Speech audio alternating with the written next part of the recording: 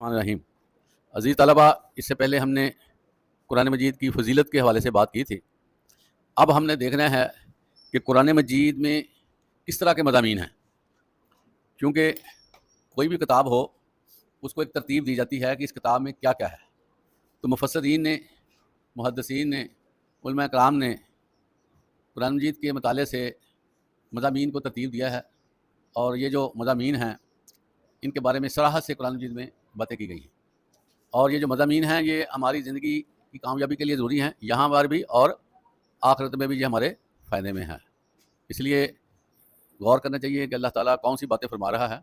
اور عزیز طلبہ، جو بات بھی اللہ نے کہہ دی ہے نا، آپ یہ دل و دماغ میں محفوظ کر لیں کہ اس کے بارے میں اللہ نے پوچھنا ہے۔ اگر ایک لفظ کا بھی آرڈر موجود ہے نا قرآن میں کہ تم اس طرح کرو اس طرح کرو، تو پھر بھی وہ پوچھا جائے گا۔ لیکن اللہ تعالیٰ نے محبت کی ہے ہمارے ساتھ، ایک ہی مضمون میں کئی باتیں کی گئی ہیں اور مضمون بار بار ریپیٹ بھی کیا گیا تاکہ لوگوں کو ازبر ہو جائے کہ اللہ نے یہ پوچھنا ہے، کیونکہ اللہ تعالیٰ غفور و رحیم ہے، اس لیے اپنے مخلوق پہ وہ ظلم نہیں کرنا چاہتا، نہ اس کا ہے کہ میں ظلم کروں۔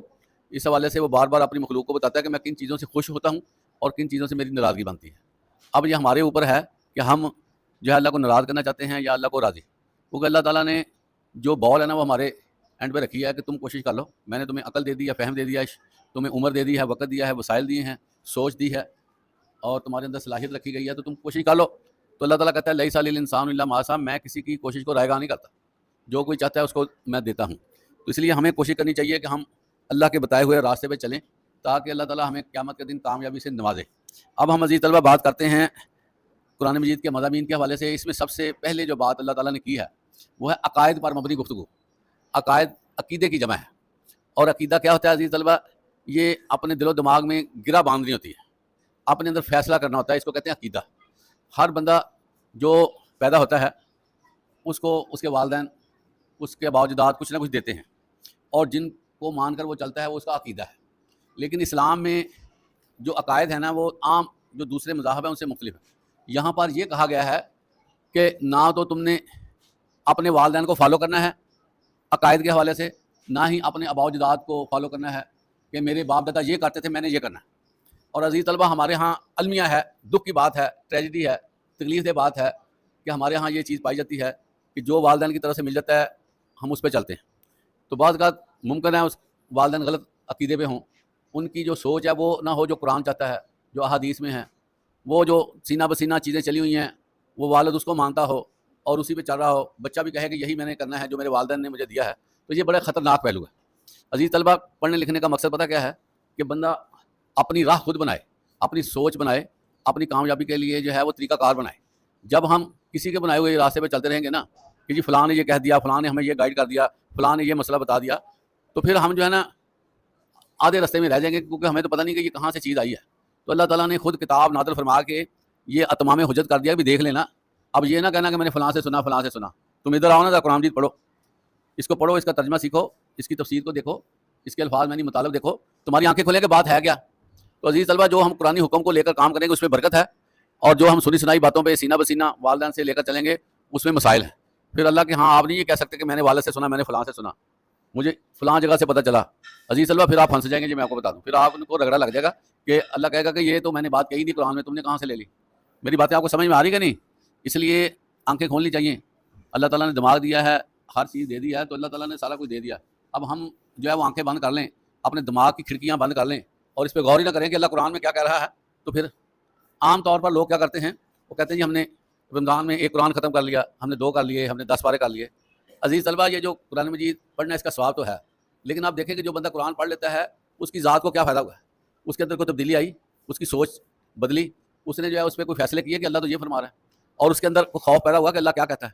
عزیز طلبہ، اللہ کی جو آیات ہے نا، اگر ہم ایک ایک آیت کو دیکھیں تو رونگٹے کھڑے کر دینے والی آیات ہیں، بندہ ہل جاتا ہے کہ اللہ کیا فرما رہا ہے، اور ہم سوچتے ہیں کہ بہت آسان معاملہ ہے، بس ٹھیک ہے۔ لیکن عزیز طلبہ، جب تک ہم پڑھیں گے نہیں ہمیں پتہ نہیں چلے گا ٹھیک ہے یا نہیں ہے، ہم اندازے سے ٹھیک کرتے رہیں گے ٹھیک ہے۔ تو اس لیے کوشش کریں کہ قرآن مجید کو پڑھیں، خود آنکھیں کھولیں، اور جب ہم مر جائیں گے پھر تو ہم نے سونا ہی ہے، تو مرنے سے پہلے نہ سو جائیں کہ جو کچھ ہو رہا ہے ٹھیک ہو رہا ہے، مرنے سے پہلے جاگنا ضروری ہے، اور اپنے آپ کو نا ہائی الرٹ کریں کہ میرا رب مجھ سے کیا بات کرنا چاہتا ہے۔ قرآن مجید میں اللہ تعالیٰ فرماتے ہیں افلا یتدبرون القرآن، تم قرآن کو سیکھتے کیوں نہیں اس پہ غور و خوض کرتے، کیوں نہیں اس کو سمجھتے؟ کتنی پیاری کتاب ہے، میں نے اپنے نبی کو بھیجی ہے، تو پھر تم جو ہے سوئے ہوئے ہو۔ اس حوالے سے نا میں آپ کو یہ کہنا چاہتا ہوں کہ آپ جو ہے نا اپنے طور پر روزانہ تھوڑا تھوڑا مطالعہ کریں تاکہ جو ہے نا وہ قرآن کا حق ادا ہو سکے. بندہ 3-4 لائنیں بھی شروع کر دے نا تو سال میں کتنا ہو جائے گا بتائیں. پھر جب بندہ 2-3-4 لائنیں پڑھے گا نا اس کو پھر الفاظ معنی کا پتہ چلتا جائے گا, آگے اس کے لیے آسانی ہوتی ہے. 4 پارے ہیں نا, 4 پارے بندے کو تھوڑا سا مشکل لگتے ہیں. 4 پاروں میں جو الفاظ آتے ہیں نا وہ دوبارہ اسی آگے الفاظ آتے رہتے ہیں. تو سارے قرآن جی کے الفاظ ہیں نا وہ ایک کے بعد دوسرا, دوسرے کے بعد تیسرا دوبارہ سے آ جاتے ہیں. اس لیے اس کو سیکھنا مشکل نہیں ہے. تو یہاں پر سب سے پہلے اللہ تعالیٰ نے عقائد کے حوالے سے بات کی ہے. تو آپ کو پتہ ہے کہ قرآن مجید میں جو عقیدہ توحید ہے نا اس کا بار بار ذکر کیا گیا. اور اللہ کے نبی آپ صلی اللہ علیہ وسلم 13 سال مکہ میں رہیں, پتہ ہی نا آپ کو وہاں پر کیا باتیں ہوتی رہی ہیں. اس لیے میں کہتا ہوں کہ علم حاصل کریں, آپ کو پتہ چلے, آپ کی آنکھیں کھلیں. تو 13 سال مکہ میں پتہ کیا بات ہوئی ہے. آپ فرماتے تھے قولوا لا الہ الا اللہ تفلحوا, اے لوگوں کلمہ پڑھ لو, کلمہ توحید, کوئی معبود نہیں سوائے اللہ کے, تم کامیاب ہو جاؤ گے. ایک ہی بات کہی ہے. وہاں پر لوگوں کو ادھر ادھر نماز روزے دوسری چیزوں کی طرف نہیں رکھا گیا. آج آ کے یہی بات تھی کہ کلمہ پڑھ لو, کلمہ پڑھ لو. آج بھی عزیز طلبہ جو بندہ صدق سے کلمہ پڑھ لیتا ہے نا اس کی کامیابی یقینی ہے, اس کو لازمی طور پر جنت ملنی ہے. لیکن اس میں ایک مسئلہ ضرور ہے کہ جو بندہ کلمہ پڑھنے کے بعد گناہ کرتا رہے گا اور معافی بھی نہیں مانگے گا, نمازیں چھوڑتا رہا ہوگا, تو اس کو سزا تو پھر ملنی ہے نا. تو جہنم کی سزا تو بڑی سخت ہے. اس لیے جو ہے نا موقع ہی نہ دیں اللہ کو کہ ہمیں سزا دے. ہم کام کرتے رہیں, اچھے نمازیں پڑھتے رہیں, اپنے آپ کو مثبت رکھیں, پازیٹیو رکھیں, اچھی سوچ بنائیں, گناہوں سے بچتے رہیں, تو قیامت کے دن ہمیں ضلالت نہیں ملے گی, نہ ہمیں جہنم کا سامنا کرنا پڑے گا. تو یہ دنیا داروں نے یہ بنا لیا یار یہ دنیا ہے, اس کو ابھی انجوائے کر لو, یہ دنیا ہے اس کو دیکھ لو, ایسے کر لو. عزیز طلبہ یہ جو دنیا نا جھٹکے میں ختم ہو جانی ہے, جو مر گیا اس کے لیے قیامت آ جاتی ہے. اس لیے آپ لوگ جو ہیں وہ ابھی میچورٹی آپ کی شروع ہو گئی ہے. اب آپ نے یہ نہیں کہنا میں بچہ ہوں, ابھی چھوٹا ہوں, ٹھہر والا معاملہ ختم ہو گیا. ہاں باقی آپ کو ہر چیز کا پتہ چل گیا, اب ٹھہرنا کس چیز کا. تو پہلا قرآن جیز میں بات آئی ہے عقیدہ توحید, اللہ کو وحدہ لا شریک ماننا, کوئی شریک نہیں اللہ کے. آپ کو پتہ ہے اللہ کیا ہے. اللہ جو ہے وہ خالق ہے, اللہ ہے مالک, اللہ ہے رازق, اللہ جو ہے کریٹر ہے ساری کائنات کا, اسی نے ساری بنائی ہے. اللہ نور السماوات والارض, اللہ ہی روشنی ہے جو پوری کائنات کو روشن کرتی ہے. اس لیے جو ہے وہ ہمیں نا یہ ذہن میں رکھنا چاہیے. اور جو قدرتیں ہیں اللہ کی, اس پہ غور کرتے رہنا چاہیے. اللہ کی یاد کیسے آتی ہے, جب آپ اپنے آپ کو دیکھیں, کسی پرندے کو دیکھیں, کسی درخت کو دیکھیں, درختوں کے پتوں کو دیکھیں, کسی جانور کو دیکھیں, آسمان کی طرف دیکھیں, سورج کو دیکھیں, چاند کو دیکھیں, سب کو دیکھیں گے اللہ یاد آئے گا کہ یہ اللہ نے بنایا ہوا ہے. سبزیات کو دیکھیں, پھلوں کو دیکھیں, رنگوں کو دیکھیں, جو پھولوں میں رنگ بھرتا ہے اللہ تعالیٰ. تو یہ ساری چیزیں کیا ہیں, یہ اللہ کی نعمتیں ہیں, جس سے جو ہے اللہ کی وحدہ لا شریک اللہ ہونا نظر آتا ہے کہ یہ اللہ نے بنایا ہوا ہے سارا کچھ. اللہ ہی مالک ہے, اللہ ہی رازق ہے, اللہ ہی دینے والا ہے, اللہ ہی ہر معاملے کو چلانے والا ہے. تو اسی کو عقیدہ توحید کہتے ہیں کہ اللہ کو ہر حوالے سے پورا پکا مان لینا, یہ کیا ہے عقیدہ توحید. تو اللہ تعالیٰ ہمیں اس پہ عمل کرنے کی توفیق عطا فرمائے.